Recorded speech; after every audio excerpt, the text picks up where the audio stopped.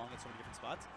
So it's mostly a trust thing. It's hard to trust all of these random people to make sure these things run timely, but it can happen. And the other part is, like, you know, Smash and Splash and Shine did really good care for their attendees. Shine does the fill and go brackets, which I think was awesome. It's kind of basically like Waterfall, except all your matches take place after you're eliminated instead of before you're eliminated. But it gives an incredible experience to all these lower still players. But something like, you know, a lot of these other tournaments, you'll see like these big ones. They don't really care about their attendees. They want just the people to come and play, and they once they've got the money, they don't really care what happens to the player. You know, they don't care if they go 0-2 or they miss their pool. There's like almost no like sympathy for their customers. That's why I like the Smash 64 community, because like everyone's really tightly knit. Like even if you don't know some people, there's a huge you know a lot of people just because of just like locals and just wanting to go and just like the Smash board and everything. I feel like everyone knows like at least a herd of someone. Yeah. So like no one's really just like going out there and just on their own and just meeting up like strangers. I mean, we try to do like social events and side events too. Like, you know, Snowsa and Let's Go. We had like the Heavy Seas party with Let's Go. For Snowsa, we did like a low tier pizza party type thing, right? So, or like a YOLO like pizza party. So we do things where, you know, we want to give players a social event. Right? Yeah. Because that's a lot of what people come out for is connections, people.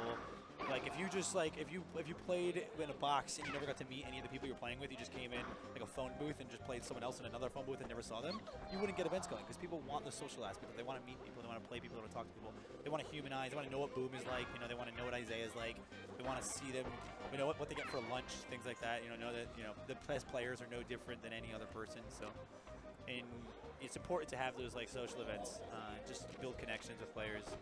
And I just feel like Melee doesn't really do that. They just take your money, make you go 0-2, and offer nothing else for you. That's a pause. A pause is technically 2 stocks. It's a mandatory 2-stock loss. I guess they're gentlemen's thing, but they're not really a lot of gentlemen's. I'm not gonna yell at these guys as D4, you know. For a lot of these kids, it's like almost too discouraging. But I do support the mandatory rule. I'm on commentary though, kind of not. How do you feel about like the pause rule if one character's already dead and he hasn't spawned in yet? Do you still consider that a stock if the other character pauses? Yeah, you can't pause. You can't pause at all? Yeah. 2 stocks. Mandatory. Yeah, that's why I play without pressing the pause button, because I used to play that. Used to accidentally hit it with my knuckle when I was DIing. Yeah. Just like I got to get that habit out of the way. There's actually a doubles match yesterday where one of the guys paused. They had 2 stocks left in the team, and I made them lose the game. They weren't playing us; they were playing someone else. But like, this game's over. Wait, so for doubles, you have to take off 1 stock each character? Well, no, you have to take off 2 stocks. If you only have 1 stock each character, then it's 1 stock each character. It's 2 stocks. I mean, it's got to be. The order goes 2 stocks to the player paused. If they don't have 2 stocks, then the 2 stocks, whatever's left over, goes to their teammate. Okay. And if the set's over, then the set's over, or the game's over. So they weren't playing us; they were playing someone else. But they were they were like, we played the winner or something, and the loser, I can't remember what it was. I was just watching the main game, and they paused. I'm like, dude, you got 2 stocks, it's gone. Yeah. So were you watching the? I consider it an upset, but KD3 with Stranded, they lost. I think they lost 7. They lost to me and Mad Rush. I was there. I was definitely watching, and I was in that set. Yeah. Yeah, they lost us Game 5. Game 1, Mad Rush made this huge comeback to win 2v1. I didn't really do anything. Like, I played awful, like all doubles. Mad Rush carried me so hard. But yeah, Game 1 we made this comeback. He made this comeback. We won. Game 2 and 3 they blew us out. Game 4 I played really well, and you know we blew Stranded and KD3. I was like, we had like 6 stocks or something crazy. But then game 4, I'm on 1 stock and everyone else is 3. I'm literally my last stock. Everyone else has only lost 1. And it looks like a total blowout for us. We're like, you know, it's totally screwed. And I'm thinking, it's over. I ruined it. And I ended up holding on to my last stock for quite a while. I actually held on to it until we brought it back. So we brought it back down to last stock.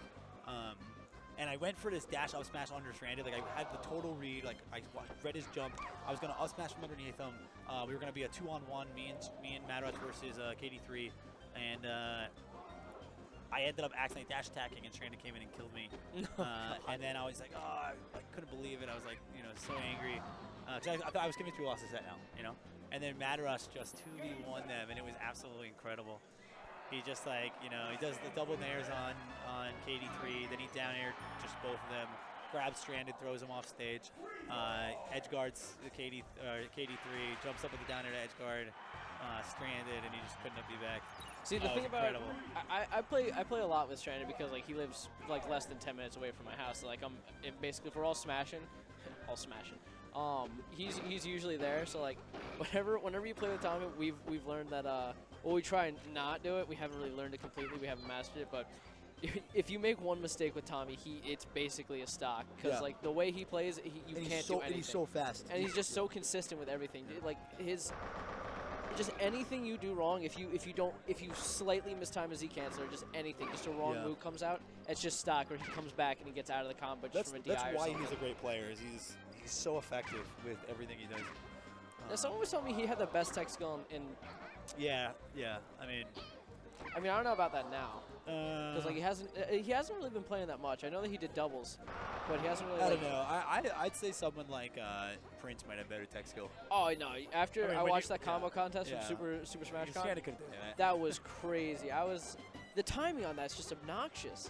Like the triple dunk, I think. Quadruple, I think it was. Yeah. God. I was watching that at my house. I was sitting there with my friend because he was like, "Yo, bro, trying to watch the combo contest." I was like, why not? And I see it, I'm just like, oh my god, this is insane. And like Prince, it's funny because like Prince, no matter what, he has backup combos. Yeah. Like if he doesn't get his one combo, he's like, all right, whatever, and then just moves on to another combo. And it's just the time that he puts into it is incredible. It's so nice. What's crazy though is like these combos are ridiculous to us, but they're like easy combos for him because he only has 2 minutes to get the combo. So he's not going to go for these like overly ridiculous combos. He's going to go for easy combos because he knows he can get them done. Like the combos that to us are like the hardest, craziest combos, and they're better than any other combo anyone can make. To him, those are the easy ones because those are the ones he can do in 2 minutes. Like I asked him what level he would put that combo he did, the big one that for the combo contest, and I was like, is it nursery school level? He goes, no, it's about elementary school. Oh god. Isn't it like not even middle school? Like this is like children's stuff to him, right? Because his big boy high school, college, middle school combos, right? Those bigger ones, the adolescent combos, they're ones it takes 1 or 2 minutes to do. So he just does the easy ones. So does he? Someone told me he also plays Melee. Is that true? Yeah, he does. I don't know how he did at Smash Con. He entered at Melee Smash Con. Last year for 2016, he entered Melee as well, but he got DQ'd because he was playing 64, and they just didn't wait for him. I don't know what happened at Smash Con this year for him. He's not that great at Melee, from what I understand, but he likes it, he plays it, he's okay. He's like a mid-level. I mean, like as long as you're having fun with it, doesn't matter how good you are. Yeah, his tech's incredible. I'd love to see how he does in Melee, which is such a high technical game.